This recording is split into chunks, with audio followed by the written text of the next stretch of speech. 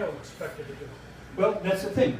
We need to look at the demographics. I'm just throwing this out here so that we understand that there is a reason.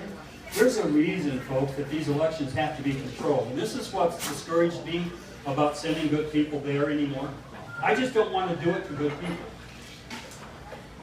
I'm telling you right now, I feel bad when we send good people up there and they have to see the things they see and then have to say that, I'm sorry, I can't do what I told you I was going to do. Some people call that a lie, but I didn't lie because I meant to do it when I told you. But I can't do it now. I can't tell you why. Is that really going on? I think so.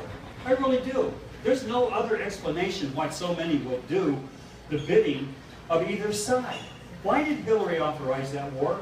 She was for it before she was against it, like John Kerry. I mean, why? There's a reason. I think I'm saying what the reason is. Because we have to finance this debt in this country. We run that printing press lickety-split. I mean, I talked about buying ink today. Man, I wonder what that ink bill is. And who's talking about this? Nobody. There's nobody talking about it. You're hearing it from me because in 1991, when my son went off to college, and we were considering whether or not he would be one willing to go over to Iraq, that's caused me to start thinking very, very seriously about what was going on over there. These are the documents that I found in a pile of papers that I used to tell folks about that motivated me. And I want you to really read through those. I want you to take some time and read through them. They're documented. Those are some pretty heavy hitters there. Doxycycline will take care of this. And I got just a little bit about that protocol that I went on with doxycycline. I have what was diagnosed as psoriatic arthritis. I got it. I got it from going to a seminar with Joyce Riley about Gulf War syndrome. Joyce Riley was saying, folks, I got good news and I got bad news. The bad news is that this mycoplasma incognitus that you'll read about on there can be transported through the air. That's the bad news. The good news is there's a treatment for it. But when she told me the bad news, I was at the Ramada Inn there by the Detroit airport. There was about 200 people in that room, and it wasn't a very big room. I got there about 15 minutes, 20 minutes early to talk to Joyce Riley about some things that I was aware of. And then she got her seminar started, and she said the bad news is it's airborne. You can get it. I got to thinking. I turned around and looked. There's 200 people there in fatigues. They came because they wanted to know why their joints are aching and why this thing is going on. And Joyce Riley had a conclusion. You know, she had something they wanted to investigate, so they were there because I was interested in it. I was there. Now, I'm going. People say I hold my hand to God. Don't like doing that. I have said that before, but I'm going to tell you what I'm telling you is the truth. I don't need to invoke God to let you know that I'm telling you what I believe to be true. 2 weeks to the day after I went to that seminar, I couldn't walk. I couldn't button my own shirt. It was exactly what she said happens with chronic fatigue and joint pain, and all of that happened. If it was in my mind, that accusation could be made, sympathetic, whatever. I just don't think my mind could be that complicated. I was hurting, folks, and I was hurting badly. Now, I didn't know about the doxycycline at that point. I hadn't studied up about it, so I go to the rheumatologist, and he gives me this thing called prednisone. It's a cure-all for everything. See what prednisone does? It inhibits your immune system. Because what this Gulf War syndrome is with the mycoplasma incognitus, you need to understand this because that's what John was going on with John. John could be treated with a simple dose, $7 a month of doxycycline. But they don't make it anymore for human consumption. I wonder why, because there's no money in it. Let me tell you what it did for me. First of all, the prednisone that set back my immune system. Because your immune system, looking for that mycoplasma incognitus, there's a reason that they call it incognitus. Because it's an invading pathogen that comes in your biological that we sold Saddam Hussein. that comes into your blood cells. Now the reason they call it incognito is because if they do a blood test on it, this is the reason that the medical world will not authorize this, because if they do a blood test on it, they test the blood itself. And it doesn't show up because Mycoplasma incognitus gets in the blood lining. That's why it's incognitus. That's why it doesn't show up. Mycoplasma incognitus. You read these paperwork. And what happens is your immune system recognizes that there is an invader in your body and it sends out the troops. And in sending out those horses, the cavalry, they trample your joints. There's a process by which, it's technical, and I'm not good enough to bring all that to you. I say it's the cavalry, and they trample your joints. And you have this joint pain and stiffness. You can't button your own shirt. Now what happens with prednisone? Prednisone causes your immune system to settle down. You really don't want to do that. Because if you do that, you can get an immune deficiency syndrome. Oh, that's not good. Okay, but they warn you about that. All these biologicals, there's a new one coming out every Humira. I just read about what Humira does. It's an autoimmune block. Doxycycline, folks. Doxycycline. I started reading this stuff from Joyce Riley and Dr. Garth Nicholson. You read the credits that he's got, that she's got. I started reading that. So, prednisone took care of it the first time. It flared up again, and I told my rheumatologist, I showed him this stuff. I said, I want doxycycline. I want it. It can't hurt me. I want it. And so he said, Dennis, I'll prescribe it for you. And he did. The good thing I read about this procedure, because there's a thing about this procedure that once you start taking the doxycycline, 2 weeks after you start taking it, you immediately feel better because the immune system settles. It's an antibiotic. It's a very good antibiotic.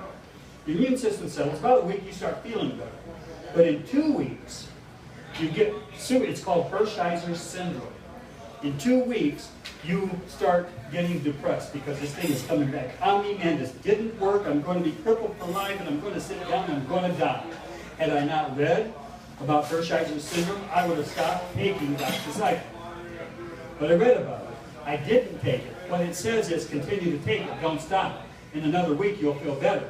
And I did. What Hirschheimer's syndrome is the linings of your blood cells that have the pathogen in them, they die.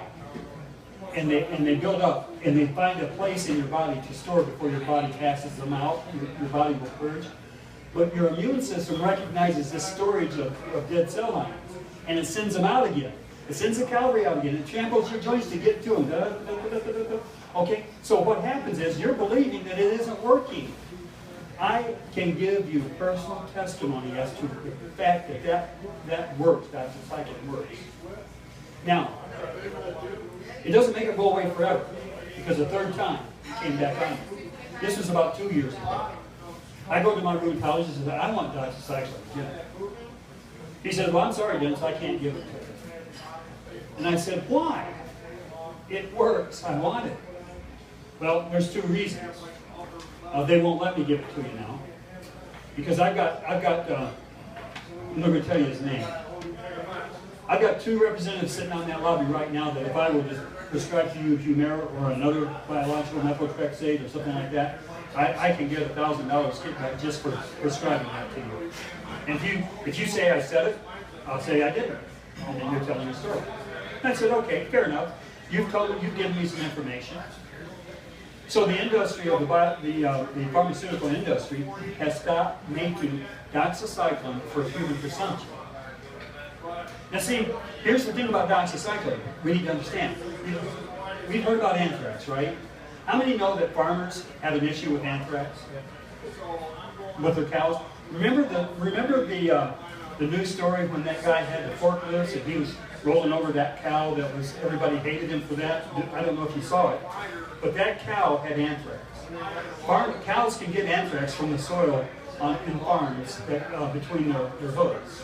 And they get anthrax. What anthrax will do to them, that pathogen, same thing that this thing did to me. So in a cow, it's very bad. So farmers can get doxycycline at the veterinary office. Okay? Oh yeah, this gets very interesting. So, I had some doxycycline left over from what the people doxycycline is. It has little numbers on it, blue pill, needle blue. And so we have a pet store really close by here. I won't tell you what their name is either. And he sells doxycycline for pet owners, for farmers, whatever. And I said, well, sell me one or two of those. I'd like to look at it. So I got them to compare them. The numbers are exactly, the pills exactly, the numbers are the same. They're still making them. They're just not authorizing it for human consumption because it's taking away the big money ticket. A $7 a month cure is not going to be given to us.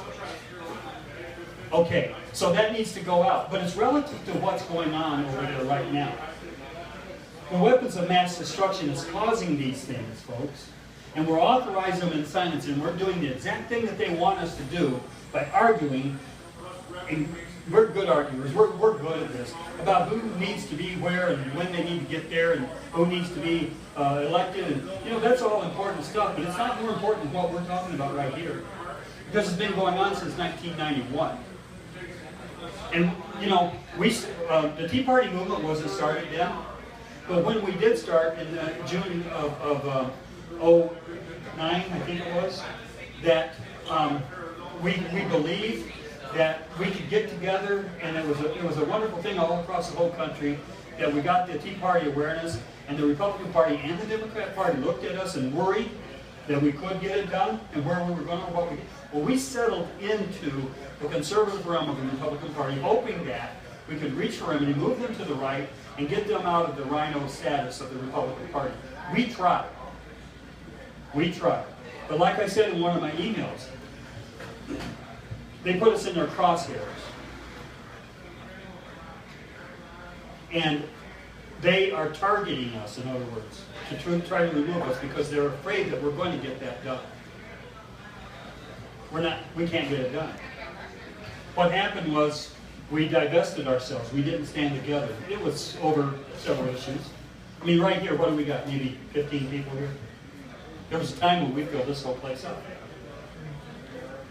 There was a time when the Tea Party movement really did believe that we were going to get something done for the country. It's not anymore, per se. And you know, we won't so long as we don't talk about the most important thing that creates bad policy. If we go to where Donald Trump creates a 12th Amendment election, it's either going to be that or suspended elections. I said before, if Jeb Bush doesn't get nominated, they'll suspend the elections. That may not happen, but if it doesn't happen, it'll be a 12th Amendment because they will not allow a constitutional conservative to become president. They will not let it happen.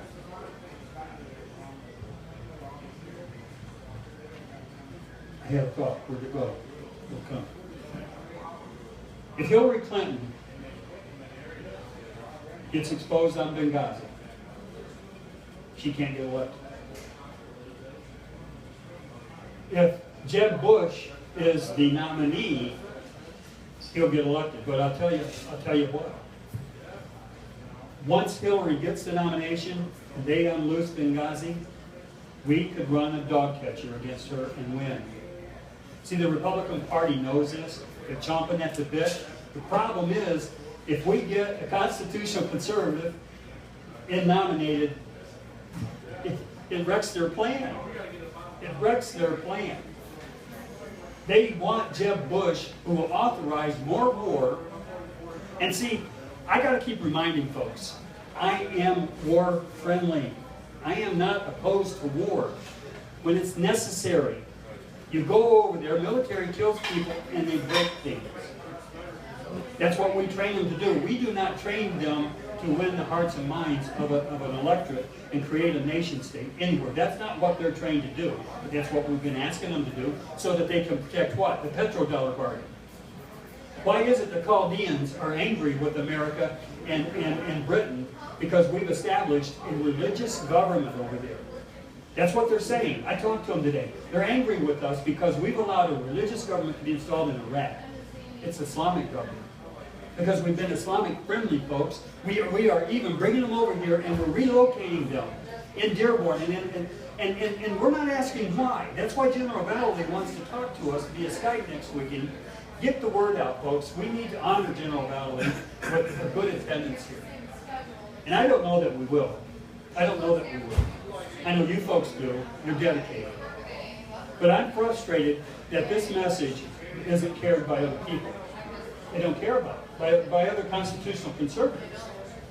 My complaint with Ted Cruz, and I'm not going to lighten up with Ted a little bit on this because I've been doing some research he still voted to authorize fast track authority. Okay, and he shouldn't have done it. He said he shouldn't have done it. The presidents have been doing these agreements for a very long time, but it takes a vote of authority for him to get it accomplished, because here's what can happen. The next president can just change it, that same kind of agreement.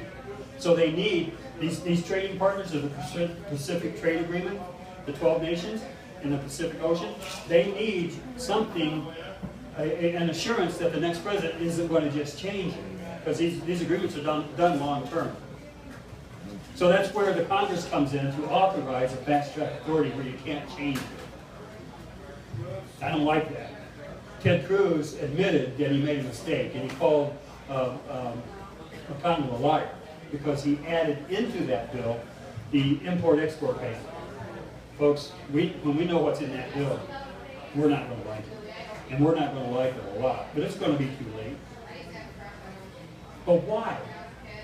Why are we doing such trade stupidity? It's the debt. We got runaway debt. We can't do anything about it. Thought we could. Thought we could get good Republicans elected and we're going to go in there. Yeah, we thought.